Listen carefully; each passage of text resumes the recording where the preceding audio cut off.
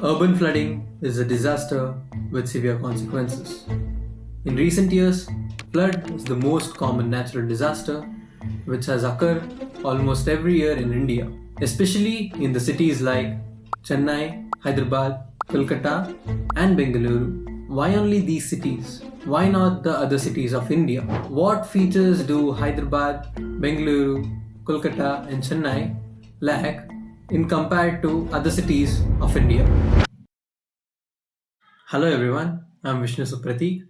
I'm studying in SVC Bengaluru in the Department of Basic Science, first semester.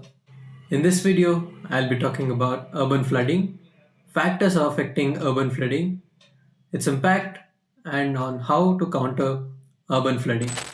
Causes and control of urban floods. Urban flooding occurs when cities are inundated by water from heavy rainfall, coastal storm surges, and other causes, and the drainage systems are unable to keep up. Urban flooding is a pressing issue globally, causing significant damage and disruption. This presentation explores the cause of urban flooding, its impact on daily life, and effective control measures.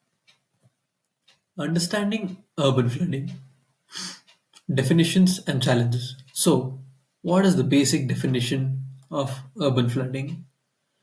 Urban flooding basically refers to the inundation of urban areas by excess water, primarily caused by heavy rainfall, overflowing rivers, and the drainage systems are not able to keep up. The challenges.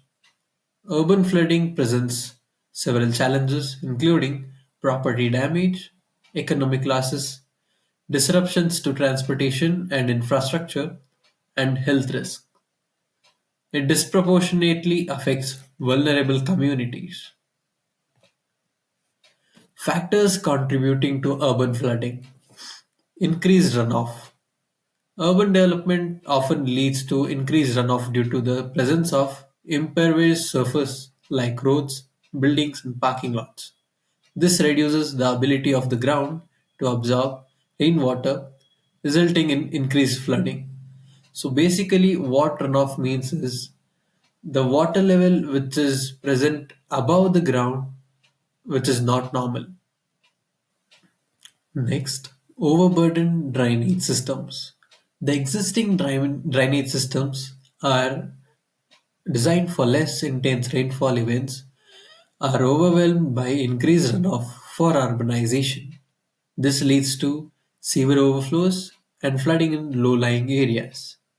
Next, climate change.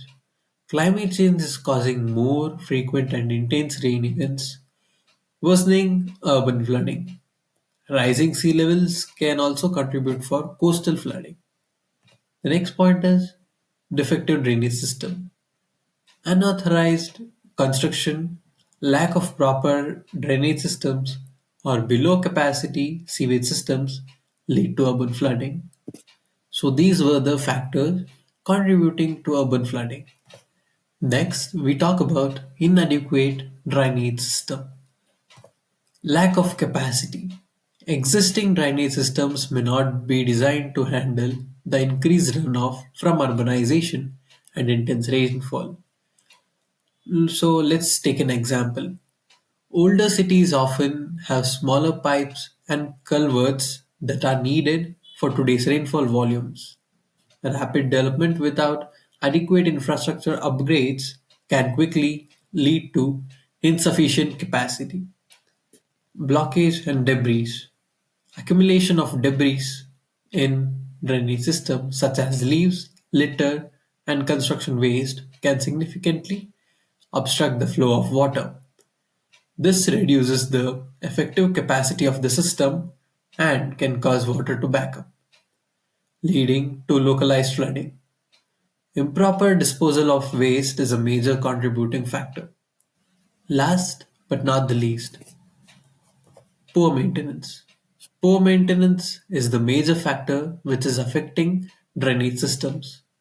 Regular maintenance, including cleaning, inspection, and repair of drainage systems, is essential for optimal functionality. However, budget constraints, lack of awareness, or insufficient workforce can lead to neglect. This results in blockages, corrosion, and reduced flow capacity, increasing the risk of flooding. Lack of preventive maintenance can lead to costly emergency repairs. Next, we talk about rapid urbanization and impervious surfaces. High density development.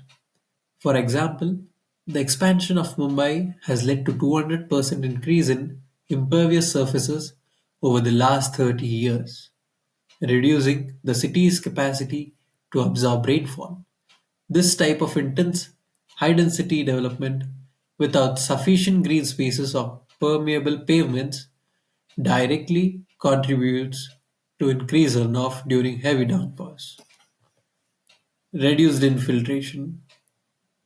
In Dhaka, Bangladesh, the extensive paving associated with rapid urbanization has reduced the ground's ability to absorb rainfall by an estimated 70%. This leads to significant increase in surface runoff, which overwhelms existing drainage systems, resulting in severe flooding. Increased runoff and heat island effect. The combination of impervious surfaces and increased urbanization creates a heat island effect. The concrete and asphalt absorb and retain heat, leading to higher temperatures in urban areas, which in turn can affect rain patterns and intensity. Studies have shown that this increased temperature can cause more frequent and severe cloudbursts in cities experiencing rapid urbanization, worsening the impact of surface runoff. The next topic is poor land use and environmental management. The first one is deforestation. The clearing of forests for urban development significantly reduces the land's capacity to absorb rainfall. For instance, in the case of Jakarta, deforestation around the Siwung River has contributed to a 30% increase in flood risk in recent years, directly impacting thousands of residents. Next, river channel modification. Altering river channels for construction or flood control often disrupts natural drainage patterns. Straightening a river can increase water flow velocity downstream, leading to more sewage flooding in those areas.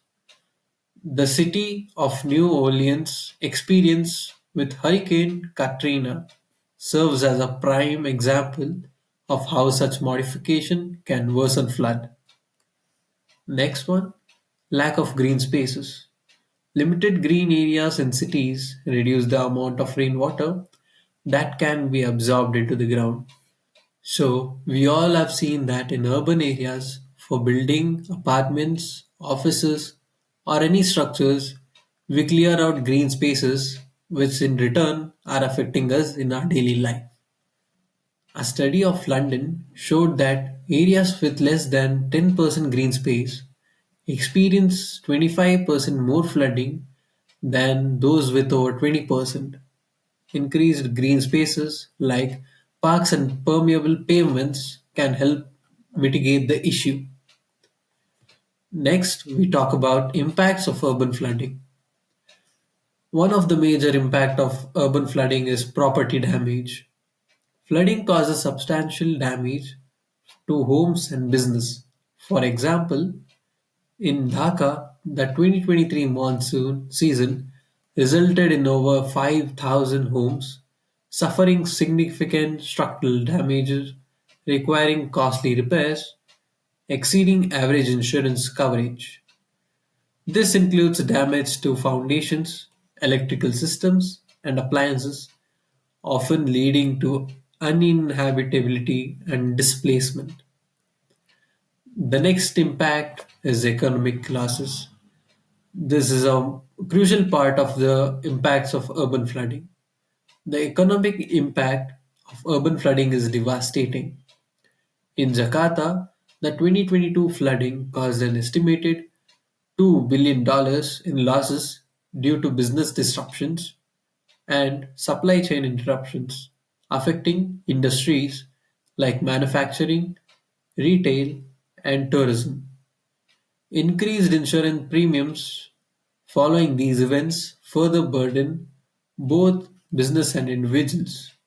The last impact, health risk. Contaminated floodwater poses a severe health risk. Following the New Orleans flooding in 2005, outbreaks of waterborne diseases like leptospirosis were reported.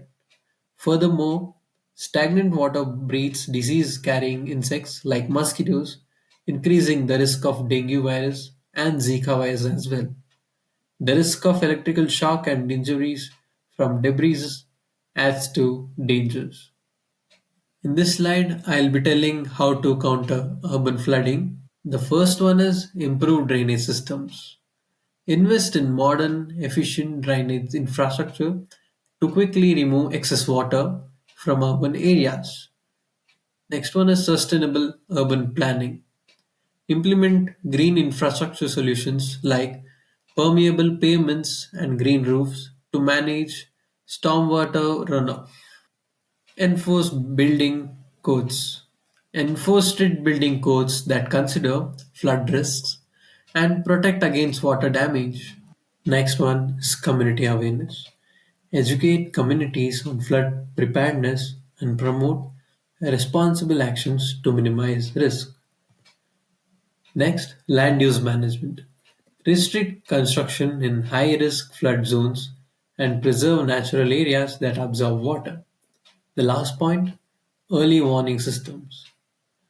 Implement advanced weather monitoring and warning systems to give residents ample time to prepare. And if you have made it this far till the end, please do like, share, and subscribe to this channel for more content like this. Thank you.